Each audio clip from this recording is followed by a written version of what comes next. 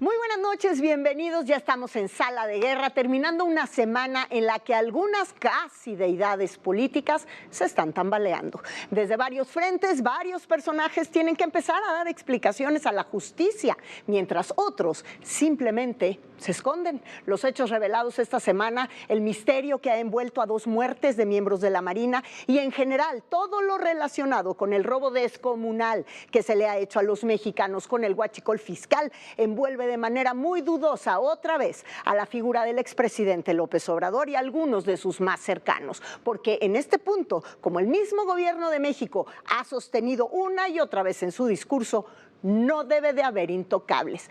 López Obrador realmente no estaba al tanto de todo lo que ocurría en su gobierno y en la Secretaría de Marina. Es contradictorio pensarlo cuando él mismo describió el poder de su figura presidencial al poner el dedo encima de otros en el mismo puesto que él ocupó. ¿Usted lo recuerda? Se lo pongo. Todos los negocios jugosos que se hacen en el país, negocios de corrupción, llevan el visto bueno del presidente de la República. Para que esto quede claro, no es que no lo sabía el señor presidente, pues que el señor presidente tiene buenas intenciones, pero lo engañan, lo traicionan, no le ayudan. Mentira. El presidente de México tiene toda la información que se necesita. O es cómplice o se hace de la vista gorda, pero no es que no sepa. Entonces, posiblemente el expresidente deba de reaparecer y dar la explicación que las circunstancias están demandando. Esta noche en Sala de Guerra vamos a hablar además de la necesidad de repensar los controles democráticos, la confianza en los poderes del gobierno y cómo blindarlos de la corrupción. Ya está en el estudio Eduardo Bojorquez, director de Transparencia Mexicana. Y también ya está aquí la senadora Lili Téllez, quien acaba de proponer pruebas toxicológicas a los funcionarios públicos. ¿Será que duda de alguno? ¿Será una sospecha sobre alguien? Voy a platicar con ella de eso y de muchísimo más. Y el debate de esta noche será con consultores políticos sobre el impacto que van a tener todos estos actos de corrupción revelados en los poderes del gobierno, en los potenciales candidatos de distintos partidos en la elección intermedia del 2027. Yo soy Mónica Garza, comenzamos. Nos hizo saber de los problemas que tenía en varias áreas de esa institución. Eso pueden irse de rodilla de aquí a la basílica, a ver si se le hace milagro. Se proponen ajustes al IEPS en bebidas azucaradas y tabacos a partir de 2026. Al ritmo que vamos, van a quebrar al país. Morena se quiere quedar con una parte de tu esfuerzo, de tus ahorros, esos que son de tus hijos. Pero ahora ellos mismos son los que están pidiendo una renuncia. No tiene control del Estado.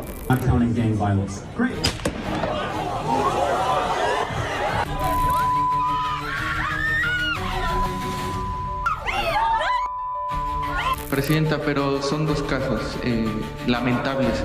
Ya no te voy a contestar.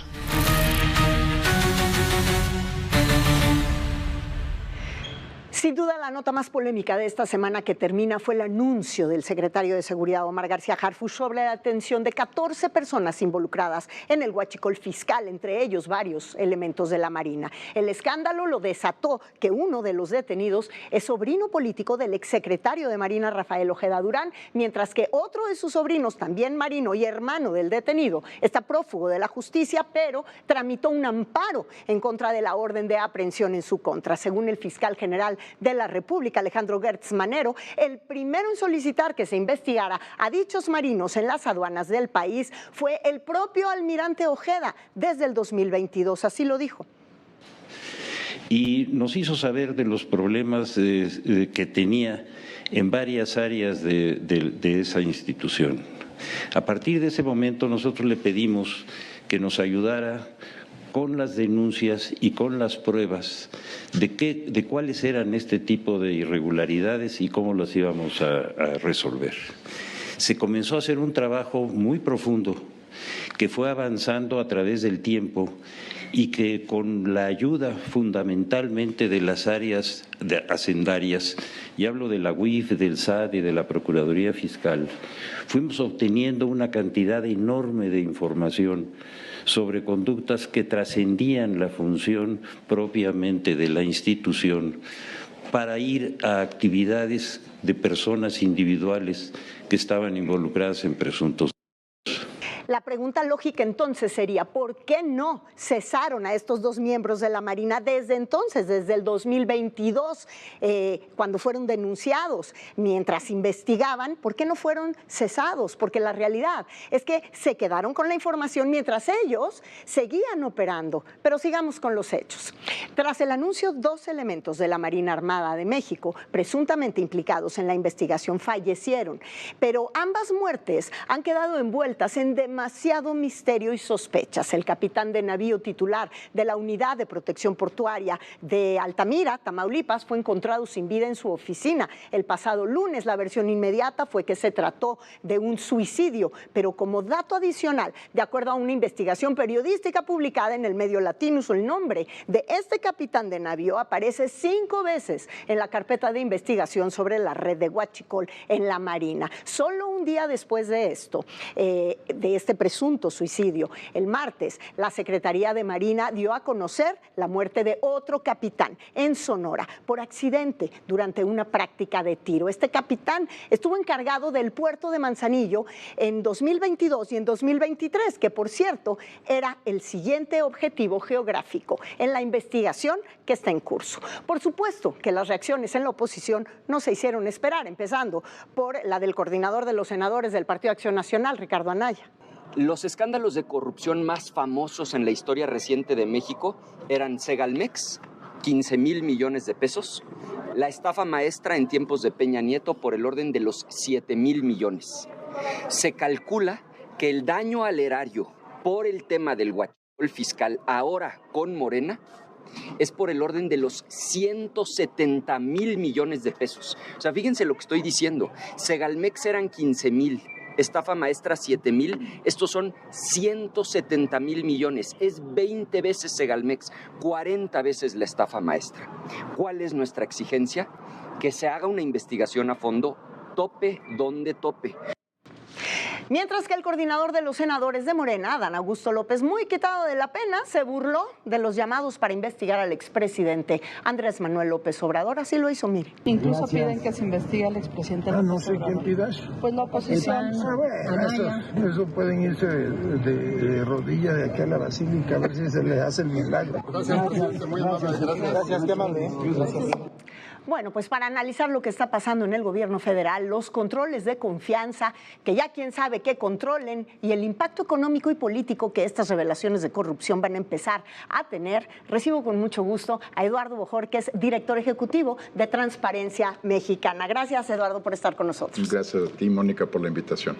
Escuchaba una tesis tuya esta semana durante una entrevista en un espacio radiofónico donde hablaste de algo que me llamó particularmente la atención, y es el apunte sobre los controles democráticos que hay que revisar a partir de todo lo que ha ocurrido y se ha revelado esta semana en nuestro país. ¿A qué te refieres con controles democráticos? Por muchos años, Mónica, siguiendo la tradición incluso de Estados Unidos y de otros países, hablamos de pesos y contrapesos. Esa era la forma en la que explicábamos, por ejemplo, la división de poderes, que el Congreso fuera un poder independiente al Ejecutivo, que el Poder Judicial fuera el poder supremo entre los dos poderes y que si había controversias, por ejemplo, entre la Presidencia y el Congreso, la Corte, ¿no?, resolvía esas controversias. La teoría de los pesos y contrapesos está empezando a flaquear, primero porque si no cumples esa función de contrapeso, aunque te llames así, pues no lo estás representando en la práctica. Déjame poner un ejemplo. El Congreso no solo legisla, lo sabes muy bien, también es un contrapeso democrático al poder de la presidencia. Pero cuando tienes mayoría absoluta... Eso es lo que te iba a decir. Una vez que se pierden los equilibrios, porque el día de hoy pues estamos viviendo una situación en ese sentido inédita. Inédita. Con esa mayoría es inédito. No, de hecho es una discusión no solo política, sino académica, ¿no? Tienes una mayoría artificial muy grande que no le ejerce un contrapeso al Ejecutivo, no lo vigila, no le corrige la plana. Vaya, no lo contradice. No lo llama a comparecer, las comparecencias son, que sería un mecanismo tradicional de contrapeso, son muy suavecitas, ¿no? Pues porque son acordadas también, Están acordadas, ¿no? O sea, claro que sabemos y las que, por supuesto. Entonces no tienes contrapesos en el sentido formal. Y lo que hemos vivido en el Poder Judicial, pues también apunta hacia allá, ¿verdad? Porque al ser un poder al que se accede por la vía político-electoral, aunque se haya negado esto, eso es lo que ocurrió en la elección que vivimos del Poder Judicial, que operaron los partidos políticos la elección, pues tampoco va a ser un contrapeso democrático. Entonces, ¿qué tenemos en una democracia para discutir esto? Nuevos controles democráticos que no existen, que tenemos que empezar a reflexionar. O sea, hay que crearlos. Hay que crearlos o revitalizar los que se tenían, pero va a ser difícil. Te pongo un ejemplo. Cuando escuchamos los terribles incidentes que involucran a la Marina de México, lo que ocurriría en una democracia con contrapesos es que una comisión del Senado y la Cámara de Diputados, que se llama Comisión Bicameral de Seguridad Nacional, debería de llamar inmediatamente a una audiencia pública al almirante, al secretario de la Marina, para que explique qué está pasando en el asunto. Claro, ¿no? Nadie ha puesto eso sobre la mesa, ¿eh? Sería automático en una democracia con contrapesos. Entonces, si no tienes esas audiencias públicas, ¿qué otros mecanismos tenemos que construir?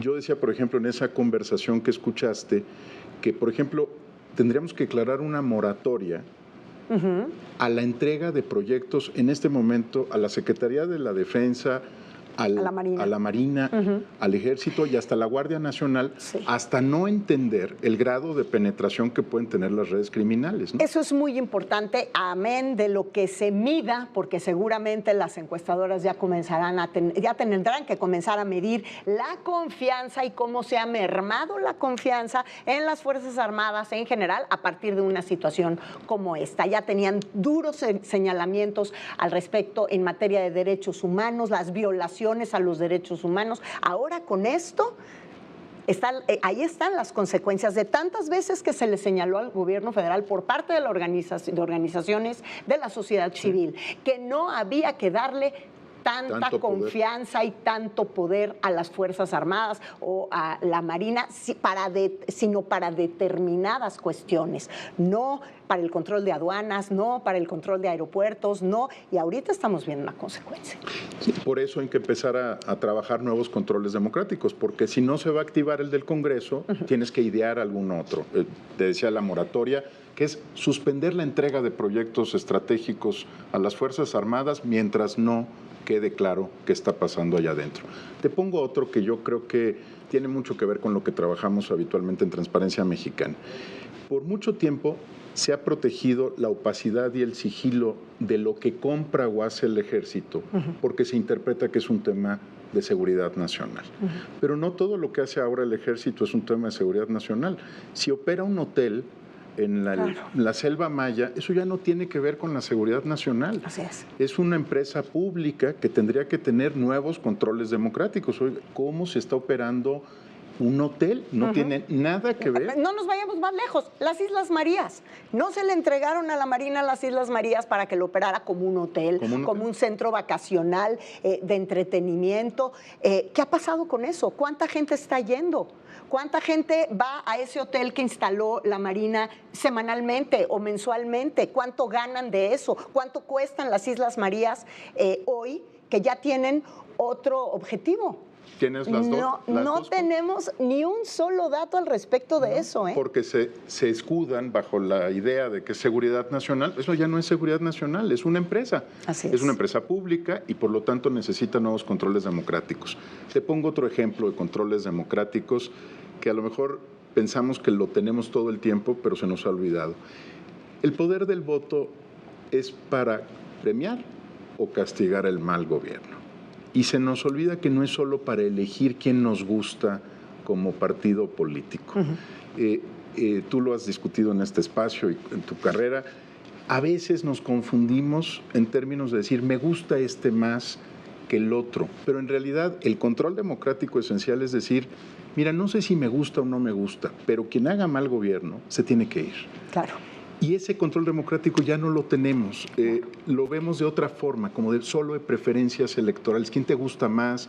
¿Quién te parece más carismático, más simpático? Está el otro lado, ¿no? Castigar el mal gobierno donde se presente y del color que sea.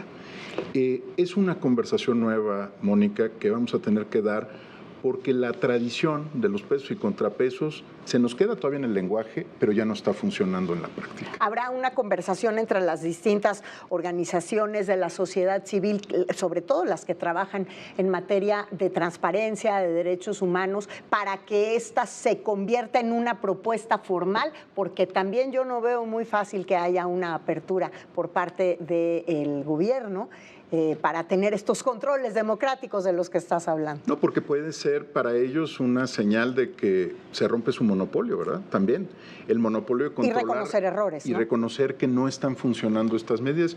Yo creo que el diálogo ya está ocurriendo entre las organizaciones, pero también entre los ciudadanos, porque hay una sensación también de desamparo, ¿no? Cuando una institución de élite como la Marina cae en desgracia, uno no puede celebrarlo, ¿no? Uno como mexicano no puede decir qué bueno, ¿no? Que no. Estamos hablando de la joya de la corona. Así es, la Marina que era, si me apuras, se le generaban mayor confianza a la Marina que al Ejército. Sí.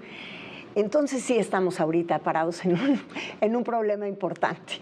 Mira, lo tendré que decir con una forma muy coloquial, nadie se pone a dieta por gusto. Así es. Es una necesidad y lo que tenemos que entender es que esos controles democráticos son una necesidad para preservar nuestra república sana y vigorosa para el futuro. Eduardo Ojórquez, director de Transparencia Mexicana, muchísimas gracias por haber venido con nosotros a Sala de Guerra. Y siguiendo con lo controvertido de la semana, pues se revivió una polémica del pasado en voz de don Porfirio Muñoz Ledo, expresidente de la Cámara de Diputados, que en el 2023 se refirió de la siguiente forma a la herencia política que le esperaría al sucesora de Andrés Manuel López Obrador. Y hoy, esto que dijo en aquel momento Porfirio Muñoz Ledo, que en paz descanse, cobra un nuevo sentido. Vamos a recordarlo. Debe entender Andrés Manuel López Obrador que su contubernio o alianza con narco no es heredable. No es heredable. Porque esto es un hecho siempre y en todas partes, en todas plazas políticas. Se entiende con el que va a llegar. Ya no va a necesitar el narco del presidente. Es un tema moral, un tema de análisis político. Y se va a olvidar, va a prescindir del presidente. Y habrá el peligro de que exija más a los nuevos actores y que tarde el proceso para que llegue a una armazón de otro tipo. Entonces yo pienso que México debe reflexionar en una nueva constitucionalidad y en un nuevo pacto social, pacto de poder. Mientras tanto, en Palacio Nacional, pues parecen crecer las tensiones entre la presidenta y la prensa por los cuestionamientos, en todo caso normales, sobre el asunto del huachicol fiscal, las detenciones, sus consecuencias y las 2 muertes consecutivas en este momento particularmente generó mucha conversación después de la mañanera del pasado miércoles. Esto es lo que pasó. No es casualidad, presidenta, que el día de ayer pues falleció un marino presuntamente ligado con el tema de huachicol en una prueba de tiro. ¿Cuál es el reporte que le dan? Me parece, la verdad, con todo respeto a ti, al medio que representas, la manera en que lo preguntas no me parece correcta, ni para la víctima, ni por lo que ocurrió. ¿No le parece que es una casualidad? Hay que hacer una investigación. Hasta ahora parece que fue un accidente, pero hay que hacer una investigación. Entonces, por respeto a la víctima y a la situación, entonces ya informará el Gabinete de Seguridad. Presidenta, pero son 2 casos lamentables y es lamentable para todas las familias. El primer caso fue un suicidio tan lamentable que ayer mencionó el fiscal que ni siquiera estaba vinculado con las investigaciones. Salió en un medio su nombre. Y esta persona decide quitarse la vida. Obviamente tiene que hacerse la investigación. Lo que pasó ayer hasta ahora parece un accidente, pero entró la Fiscalía General de la República a hacer la investigación. Ya en estos dos casos. Ya no te voy a contestar. Bueno, gracias, presidenta. Sí. Así se sintió la tensión entre la presidenta y los cuestionamientos naturales de los medios esta semana. Y siguiendo con las polémicas, la Secretaría de Hacienda presentó el paquete económico 2026 y como se lo adelantamos aquí en Sala de Guerra, el gobierno federal propuso nuevos impuestos a bebidas azucaradas y el cigarro, que el secretario de Hacienda, Edgar Amador, justificó de esta manera. Se proponen ajustes al IEPS en bebidas azucaradas y tabacos a partir de 2026, con el doble propósito de incentivar hábitos de consumo más saludables y contribuir a financiar los costos presupuestarios asociados a enfermedades crónicas bajo la lógica de una política de salud humanista e integral. La realidad es que mejorar la salud, el comportamiento o el consumo de los mexicanos no se hace subiendo los impuestos. Con eso no se va a disminuir ni la obesidad, ni las adicciones, ni se va a mejorar la salud mental en la sociedad mexicana. Porque si a eso le sumamos que desafortunadamente los impuestos que ya pagamos tampoco se ven reflejados ni en la calle, ni en la disminución de la violencia y mucho menos en la calidad de nuestro sistema de salud. Entonces, que tampoco subestimen la inteligencia de los mexicanos. Porque otra sorpresa es que también se propone un impuesto del 8% para los videojuegos que el gobierno considere violentos. Sí, lo escuchó usted bien, que el gobierno considere violentos. Pero a ver, ¿violento comparado con qué? Porque muchas veces, por ejemplo, también el mismo discurso desde la mañanera contra periodistas y otras figuras de la política o del empresariado es muy violento. Y eso nadie lo prohíbe, ¿verdad? Pero el gobierno federal también está proponiendo aumentar la deuda del país con dinero que ni se reinvierte ni produce más dinero, y esto también provocó pues otras reacciones como estas. Al ritmo que vamos, van a quebrar al país. Están autorizando un techo de endeudamiento de 1.8 billones de pesos. Acuérdense, prometieron que el déficit iba a ser menor a 4 puntos del PIB. Está por encima de 4 puntos del PIB. Siguiendo con temas legislativos, como reacción a la multitudinaria marcha ciudadana en Sinaloa del fin de semana pasado, exigiendo al gobernador Rubén Rocha Moya que haga su trabajo y que regrese la paz al Estado, la senadora sinaloense del Revolucionario Institucional, Paloma Sánchez, exigió su renuncia. Llegó por una mayoría de las y los sinaloenses, pero ahora ellos mismos son los que están pidiendo una renuncia. No tiene control del Estado, está escondido, ha manejado la crisis aparte muy mal, ha tenido declaraciones de verdad con una falta de empatía que ha generado todavía más coraje a las y los sinaloenses. Y sobre el mismo tema, la senadora del Partido Acción Nacional, Lili Téllez, le abrió los micrófonos a empresarios y activistas de Sinaloa para exigir que la paz regrese a su entidad, que acaba de cumplir un año de enfrentamientos entre los grupos del crimen organizado. Esto es lo que dijo, por ejemplo, el chef Miguel Taniyama, uno de los principales voceros de la sociedad sinaloense contra la violencia. El ya basta de Sinaloa se tiene que convertir en un ya basta de México. Despertemos, mexicanos, es la parte que nos toca. La parte que nos toca es estar unidos, es señalar, es protestar y volver a encauzar el país donde nunca debió de haber salido, en la prosperidad, en el progreso y en el bienestar de la seguridad que nos brinda un Estado que sepa gobernar. 7 años llevan ya, 7 años de ineficiencia, 7 años que nos han golpeado y nos han ofendido nuestra inteligencia. México debe de ser gobernado con la gente que aspira más, con la gente que cree en la academia, con la gente que debe y puede construir un mejor Estado para nosotros mexicanos, no a la buenaventura con la que hemos sido gobernados los últimos 7 años. Basta ya. Mientras tanto, en la Cámara de Diputados las divisiones en Morena aumentan cada día y ahora, para evitar una ruptura, el coordinador de los diputados, Ricardo Monreal, anunció que crearon una nueva vicecoordinación de la bancada para nombrar a Dolores Padierna y así evitar que la también diputada Gabriela Jiménez deje de ser vicecoordinadora. Total, que inventando puestos es como están buscando resolver una división interna. Entonces se disipó cualquier división interna. Y salimos muy fortalecidos. Dolores Padierna será vicecoordinadora y nos ayudará bastante en el proceso que estamos llevando a cabo. En temas electorales, el alcalde de Chihuahua, el panista Marco Bonilla, ya se destapó para la gubernatura del estado en 2027, así lo dijo. Juan Gabriel decía: lo que se ve no se pregunta, ¿no?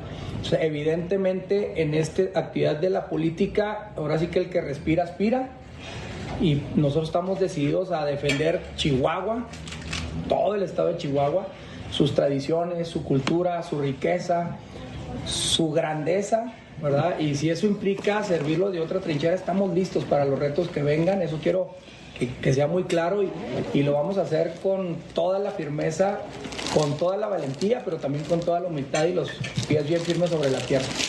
Nos vamos a un corte comercial y al regresar voy a platicar con la legisladora pues más polémica de la oposición. La panista Lili Téllez está en el estudio de Sala de Guerra. Volvemos. ¿Qué tal? Muy buenas noches. Esto es Sala de Guerra. En marcha para soportar el apoyo del PSOE. Se movieron los números. El marketing político. La intención de voto se ha mantenido estática.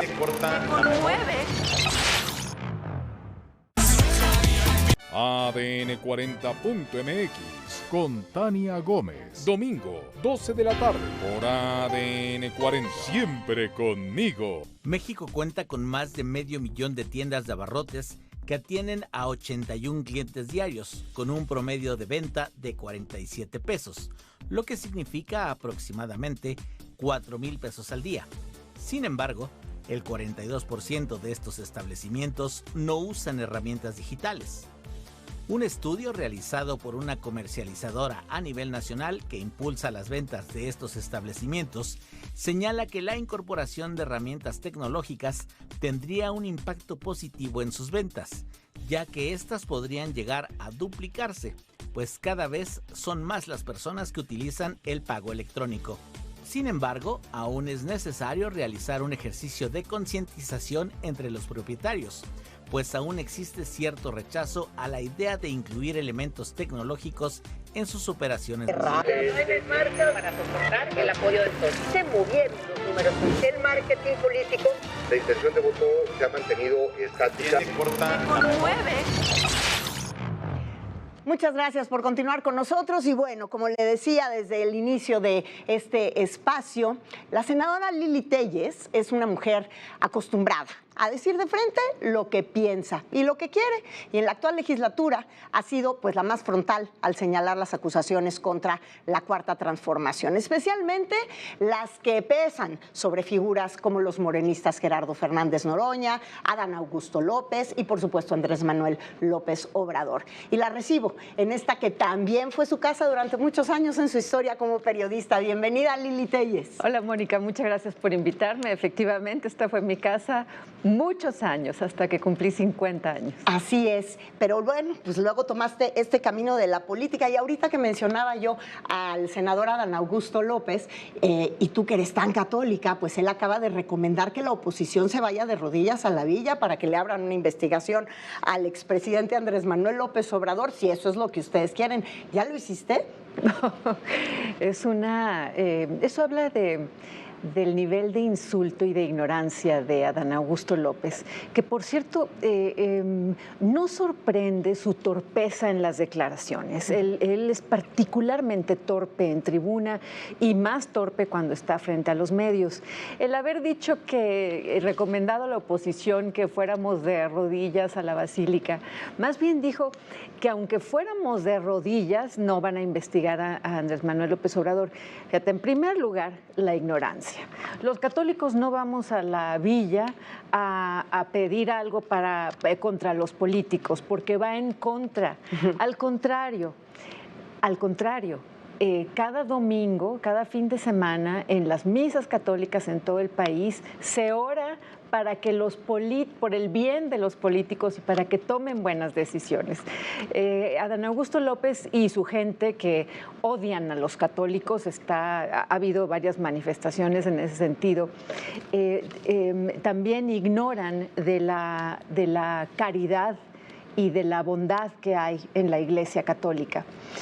Y otra cuestión que me llama mucho la atención, particularmente, de que haya dicho que prácticamente ni Dios podría hacer que se investigue a López Obrador.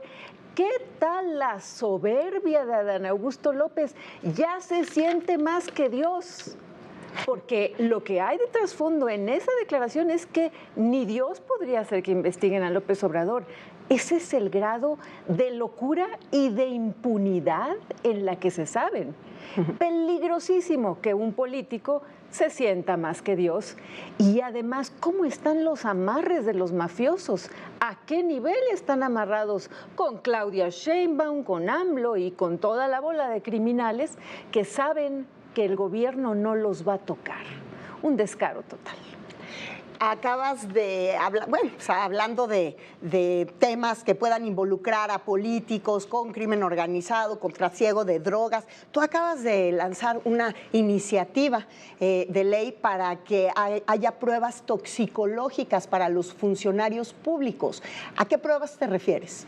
A cuestiones de drogas ilegales, porque hay muchas leyes que yo creo que solo estando mal de la cabeza, en un estado de conciencia alterado o en un estado de inconsciencia, o ya en un grado de, si lo hacen sobrios, es un grado de maldad extremo. Esas leyes que aprueban, es tan raro que alguien apruebe leyes que saben que van a provocar muerte, enfermedad, pobreza, destrucción, injusticia. Quiero saber si es nada más maldad pura o si están bajo los efectos de alguna droga, porque así como no queremos que un piloto de un avión o alguien que va al frente de una pipa vaya con marihuana o con cocaína, pues tampoco los legisladores deberían estar drogados. ¿Sospechas de alguno en particular? Sospecho de varios. ¿Nombres? No les voy a dar. Mejor que se hagan las pruebas. Pero creo que no van a querer pasar la iniciativa. Porque alguna vez yo mencioné, hace muchos años, cuando estaba ahí sí aplica la maldita bancada de Morena, ahí se aplica el adjetivo. Yo mencioné que en mi vida, que ni siquiera había visto yo la marihuana en forma física en toda mi vida. Y los de Morena se atacaron de risa, se burlaron de mí. Entonces me imaginé que para ellos es muy común el uso de la marihuana. No me meto en sus vidas personales, pero sí exijo que a la hora de hacer las leyes para el país estemos seguros de que están sobrios. Lili, fíjate que estaba ayer revisando, porque tú evidentemente, y después de que tuviste esta entrevista con Fox News, que fue tan criticada por el gobierno, sobre todo por el gobierno en el poder, te querían desaforar, te querían hacer un juicio político por traición a la patria. Y estaba yo leyendo en otros diarios de otros países los motes que te han puesto, y es increíble. El huracán Lili Téllez, la experta polarizadora y la bala perdida de AMLO. Bueno, estos en el diario El País. Pero esto no habla más que de la polémica que eres capaz de generar. Y por eso te has convertido en un personaje tan visible, no solo dentro de la oposición, sino en el legislativo en general. Pero, ¿cómo lo está viviendo Lili Téllez, ser ese personaje en el que se ha convertido desde dentro como parte de una disidencia? Lo estoy viviendo con mucha humildad y con una enorme responsabilidad, porque el levantar la voz para decir la verdad de lo que sucede en nuestro país es un honor que me ha concedido los ciudadanos y que yo creo que me ha concedido Dios. Y la polémica se genera porque la verdad es muy poderosa. La fuerza de la razón corre sola, corre rápido, porque la gente sabe que lo que estoy diciendo es verdad. Entonces estoy muy agradecida por el apoyo de los ciudadanos, enormemente agradecida por las oraciones que se están haciendo por mí, porque entiendo que estoy en un terreno muy peligroso, sobre todo porque Sheinbaum enfureció, como lo dijo la conductora de Fox News, enfureció y sí había promovido ella lo de mi desafuero en la penúltima entrevista, en la que di para Fox News en español.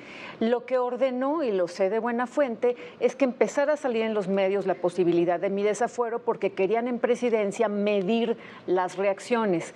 En ese momento, allá en Fox News, se dieron cuenta de las declaraciones que había hecho la presidenta en su mañanera en contra mía y me invitaron a otra entrevista, pero ya para el público estadounidense, en inglés, en vivo. Estaba al aire a las 7:40 hora de Nueva York, y a ellos les llamó mucho la atención la reacción de la presidenta Sheinbaum ante mi declaración de que la cooperación y la ayuda es bienvenida contra los criminales.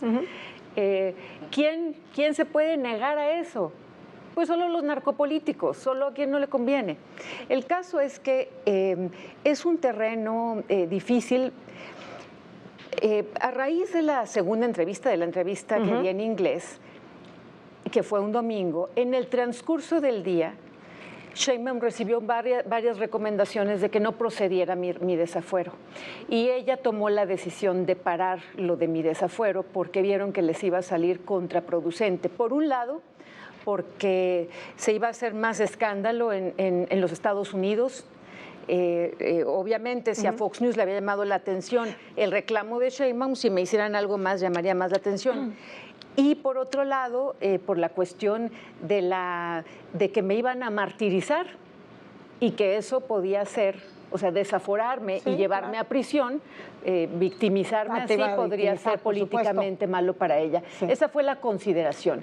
Sin embargo, estoy en un terreno ahorita peligroso porque obviamente me hice blanco de intereses perversos. Y de muchas críticas y sobre todo algo que vulnera posiblemente, te veía yo llegar, eres una mujer que estás acostumbrada y desde que eras reportera, por los temas que tocabas, estás acostumbrada a estar rodeada de seguridad, has tenido que ser una figura sometida a un cuerpo de seguridad, lo eres más que nunca en este momento, se nota nada más de verte llegar, la gente que está contigo, que te cuida.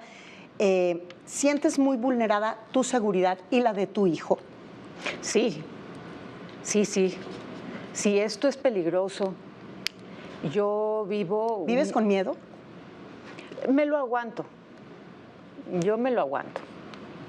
Tengo una alta responsabilidad que cumplir. Y bueno, pues a veces sí hay miedo, pero me lo aguanto y hay que seguir adelante porque lo que está pasando en nuestro país requiere que tengamos valentía y entereza. Entonces tomo medidas de seguridad, vivo bajo las puertas de mi... Eso te iba a preguntar, ¿es verdad que en tu casa las puertas están blindadas? Sí, es verdad. Es verdad, es muy delicada mi situación. Es muy delicado enfrentar al régimen, a un régimen mafiocrático. Y ya para qué, no me voy a desviar en la entrevista a hablar de las pruebas que están saliendo, de lo que yo he estado insistentemente denunciando desde hace años, que Morena es una mafiocracia. El escándalo de la Marina es peor que una película sobre mafias.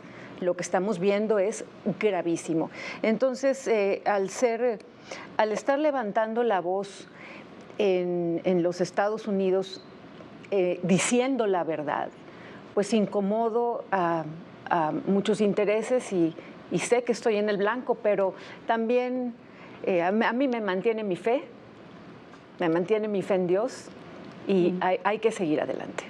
El PAN, como el PRI, como todos los partidos políticos, en este momento el Verde, el PT, Morena, ni se diga, sufren de divisiones internas.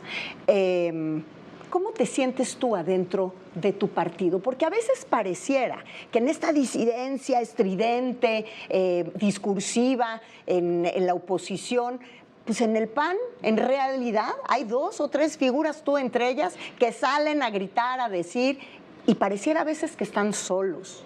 ¿Te has sentido sola dentro de tu partido? Yo no estoy afiliada al PAN, tendría que empezar por aclarar. Sí, pero estás dentro de esa bancada, ¿no? Lo que pasa es que estoy en la bancada del PAN, pero no estoy afiliada. Entonces mi situación lleva más independencia y más libertad en el sentido de que no tengo tanta atadura con el partido. Y mi forma de ser, pues yo rompo esquemas, yo no... ¿Y hay muchos en el PAN que no les gusta y no te apoyan por eso? Hay algunos que no les gusta, pero la mayoría sí. Yo me siento cobijada por el partido. Cuando parece que me dejan sola, en realidad es que estoy libre y aprecio y valoro más que nada la libertad de no tener que seguir algunas reglas estrictamente partidistas. Eso yo se lo agradezco al PAN, que tengo esa libertad de moverme tal como yo soy. ¿Te has sentido traicionada por alguien en tu partido? Muchas veces en mi vida me he sentido traicionada. No nada más sentido, muchas veces en mi vida me han traicionado. No guardo ningún rencor. ¿Ese es un sí? Sí. Que tampoco vas a querer decir por quién. No voy a... Lili, ¿vas a buscar la gubernatura en Sonora? No, eso definitivamente no. Qué bueno que me lo preguntas. Ese no es mi camino. Porque en este momento Sonora está particularmente dominada por cárteles. Y Morena tiene todo el apoyo de cárteles. Entonces yo no voy a ir a un cargo en el que no pueda realmente ejercer lo que he defendido. Eso es por un lado. Ir ahorita a pelear por la gubernatura sería enfrentarse directamente a los cárteles que están coludidos con el gobierno, como gobiernos municipales, estatales y el federal. Y por otra parte, veo muy amarrados a los gobernadores a la figura presidencial. ¿A qué voy? A que Morena ha hecho de la hiperpresidencia mexicana algo todavía más poderoso. Ha agudizado el poder de la figura de la hiperpresidencia mexicana.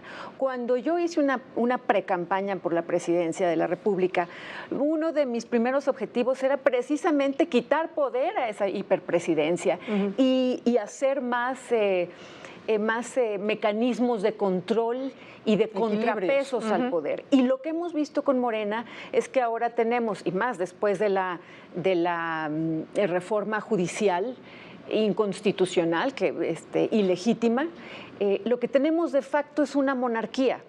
Y en ese sentido, Claudia Sheinbaum es la monarca y los gobernadores, si antes les decíamos que eran virreyes cuando gobernaba el PRI o gobernaba el PAN, antes se les veía como virreyes, ahora son simples súbditos de la presidenta. A mí no me gustaría ser gobernador y tener que trabajar a las órdenes de Sheinbaum, con quien estoy completamente en desacuerdo con lo que está haciendo en el país. Entonces, ya para terminar, qué ves en tu futuro político? No sé todavía. A largo plazo todavía no lo sé. Solo sé en este momento que tengo que continuar cada vez más fuerte, con más determinación, como senadora de oposición. A mí las críticas no me dan miedo, Mónica. A mí que me digan todo eso que comentabas ahí, las críticas no me dan miedo, porque lo que estoy diciendo obviamente genera incomodidad en los narcopolíticos, esa es la verdad. Y yo creo que con mayor razón tengo que continuar denunciando, porque he visto algo muy interesante después de que hablé ante el público estadounidense en Fox News.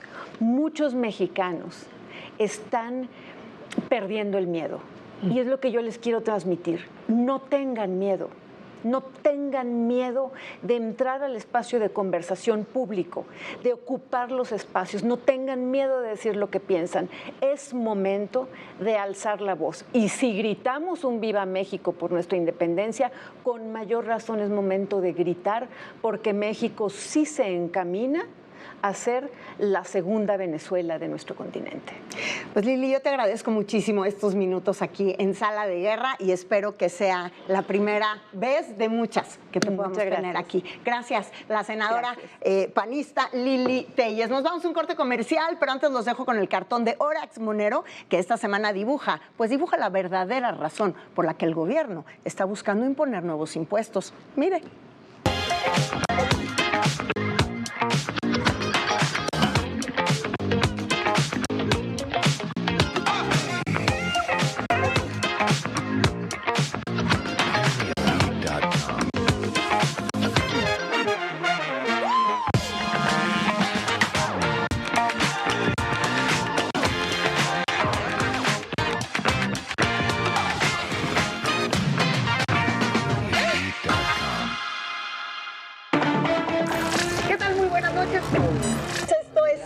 De guerra. En marcha para soportar el apoyo de todos. Se movieron los números. El marketing político. La intención de voto se ha mantenido estática.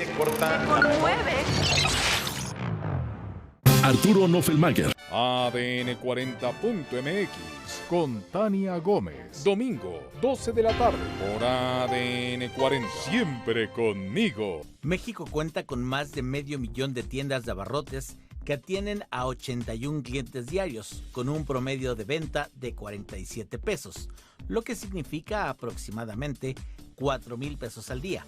Sin embargo, el 42% de estos establecimientos no usan herramientas digitales.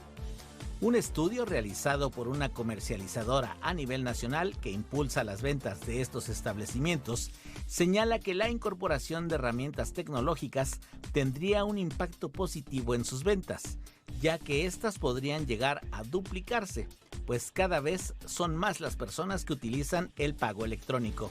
Sin embargo, aún es necesario realizar un ejercicio de concientización entre los propietarios, pues aún existe cierto rechazo a la idea de incluir elementos tecnológicos en sus operaciones de rutina. En marcha para soportar el apoyo de todos. Se movieron los números. El marketing político. La intención de voto se ha mantenido estática.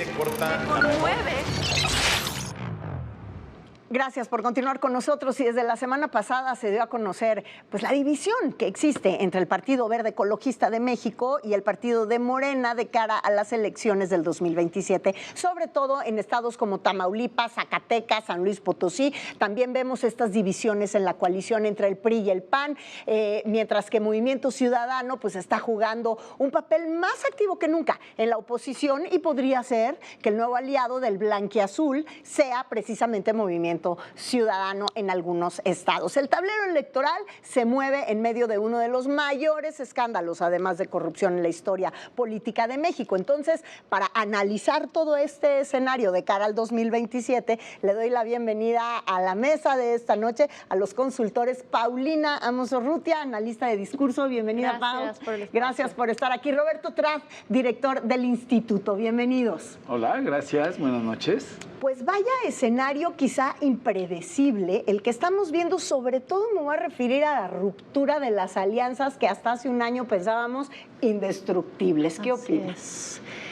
Creo que es un tema de nepotismo. Vamos pensando, de nepotismo. Te voy a explicar, tanto en Zacatecas como en San Luis Potosí, es decir, ¿van o no van juntos? Es si van o no con la presidenta y con esta idea de que la presidenta dijo no nepotismo, no va un Monreal por otro Monreal, pensando en Zacatecas, no va la esposa, la senadora Ruth, por el gobernador. Entonces, también la división es, si vamos a seguir la línea que ha querido marcar la presidenta sin mucho éxito, Verde, PT tendría que ir con Morena, si no va a haber estas divisiones. Pero el Verde ya dijo, pues ya salió Luis Armando Melgar, por ejemplo, a decir que en el Verde no tenían este postulado del nepotismo y que ellos no tenían que respetarlo, por lo cual posiblemente Saúl Monreal sí lo aceptarían, habría que ver. También tienen a Carlos Puente, ¿no? Que en Zacatecas, que es fuerte, que ha sido coordinador, que ha sido creo que 4 veces diputado. ¿Quién sabe qué vayan a hacer? Lo que pasa es que es normal que se empiece a romper, ¿no? O sea, es lo normal en todos los regímenes, digamos, que hemos visto en Latinoamérica. Sucede esto, ¿no? ¿Qué pasó? López Obrador construyó una nueva mayoría artificial en 2018 a partir de la negación del otro, ¿no? Del no a la derecha, del no al PRIAN, del no al otro, ¿no? Entonces se amalgamó esta nueva mayoría y hoy sin López Obrador esta nueva mayoría empieza a sufrir contradicciones, sobre todo en los estados donde pareciera que no hay oposición. Quizás Zacatecas es excepcional, porque en Zacatecas la oposición sí podría ganar, pero esta división del Verde, del PT con Morena, ya la hemos visto a lo largo de las últimas dos elecciones, digamos, ¿no? En Coahuila fueron separados, en el ¿qué fue? En el 2023. El 24. Y en varios estados, en el 24, el Verde y el PT fueron al Senado separados de Morena. Entonces, no es nuevo, digamos, para Morena ir separados. Pero... Sí, pero creo que nunca el Verde había... A ver, hay que recordar que el Verde siempre ha ido con el más fuerte, o generalmente siempre va con el partido en el poder. Es la primera vez que se decanta por ir en soledad y con un discurso tan... Pues nosotros no estamos de acuerdo con este estatuto. Fuerza. Yo creo que era una rémora en donde generalmente trabajaban con un partido mayor. Entonces estamos hablando de una independencia nunca antes vista del Verde. Probablemente porque también esto que comenta atrás de la artificialidad que le dieron todos los diputados y senadores, que no tenía por qué tocarles, los ha vuelto un poco más fuertes y la fuerza envalentona, ¿no? Ahora, otro estado es Tamaulipas, Roberto.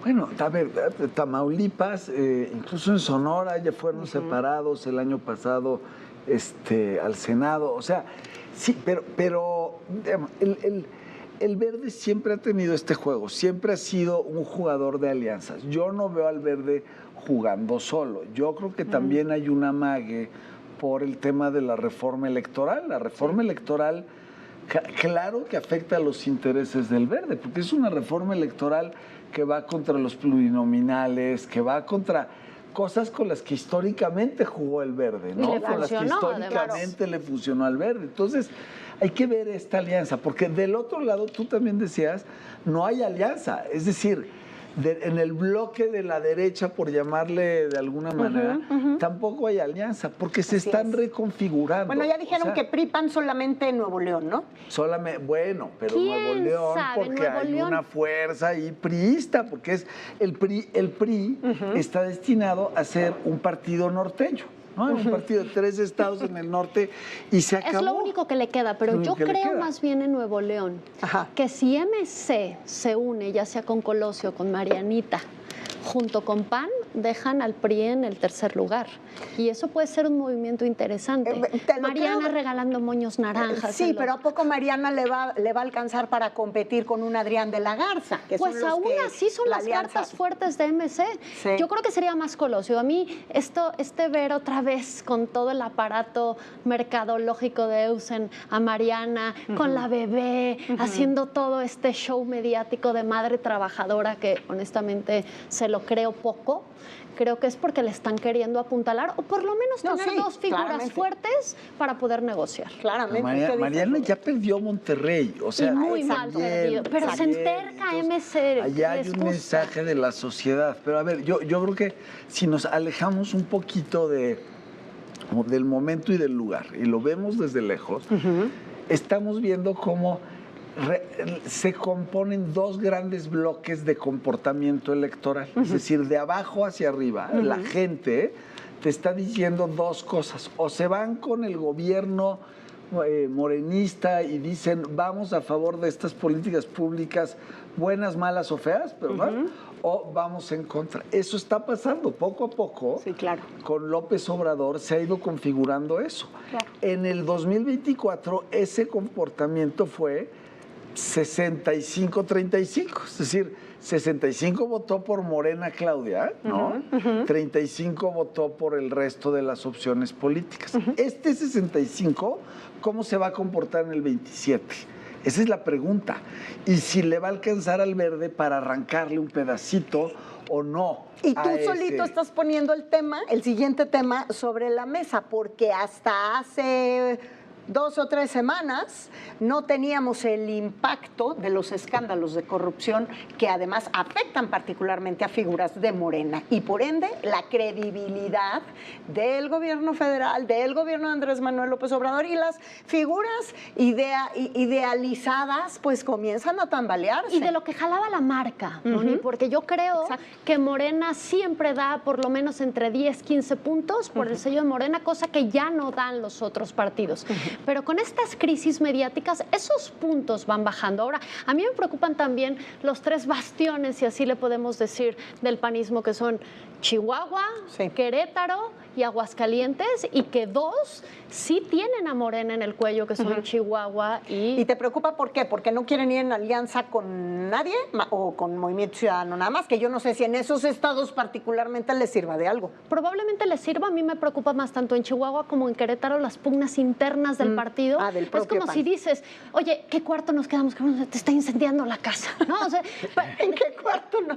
Entonces, creo que tendrían que tener esta conciencia, primero de fortalecer a uno solo y salir en unidad, y luego dejarse de pelear desde dentro, entendiendo que hay 2 perfiles para mí que son muy claros, que son Felifer Macías en Querétaro y Marco en Chihuahua. Me parece que son 2 perfiles fuertes y que se necesitaría negociar desde dentro rápido. Marco Bonilla. Para Marco Bonilla, exactamente, que además justo se destapó, se vio ahorita en el programa, pero antes en su informe hizo un destape espectacular. Fíjate que quizá en Chihuahua es más fácil, porque es más claro. En Querétaro, el problema es que todas las encuestas tienen...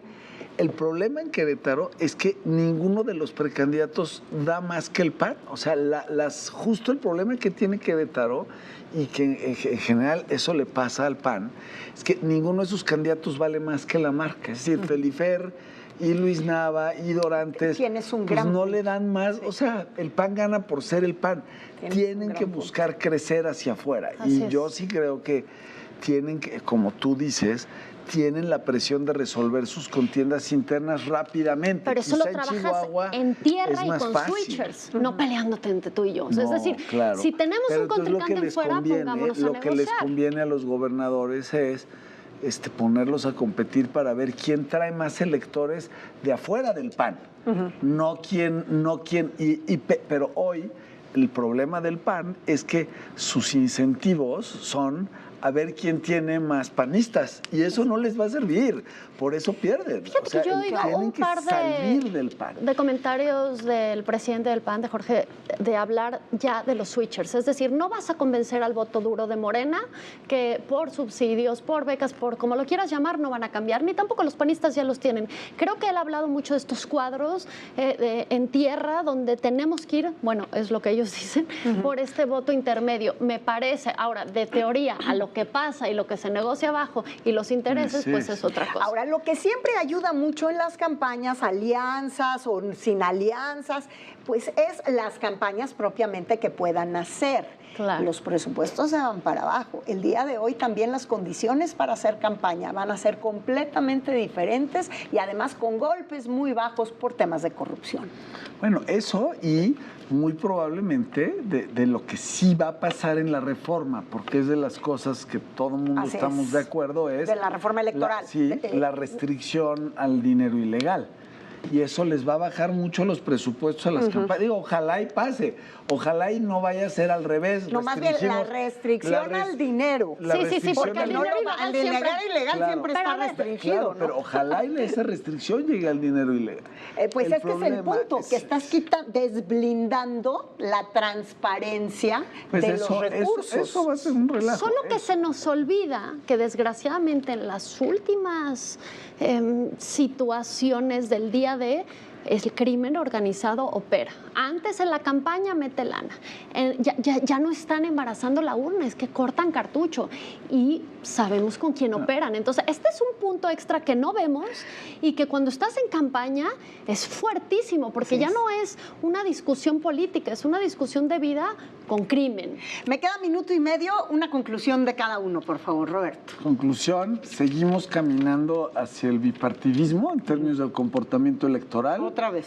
vaya, hacia allá vamos, hay un voto que va a ir a la izquierda, un voto que va a ir a la derecha, el voto de la izquierda va a tener en la mayoría de los estados una opción y donde rompa el verde tendrá dos opciones y ahí es donde el voto del otro lado, si logra unificarse, pues tendrá una presencia importante. Hay que ver, yo no veo unidad en la derecha, yo más posibilidad de ni en la izquierda. De que mantenga el bloque Claudia a que se mantenga del otro lado.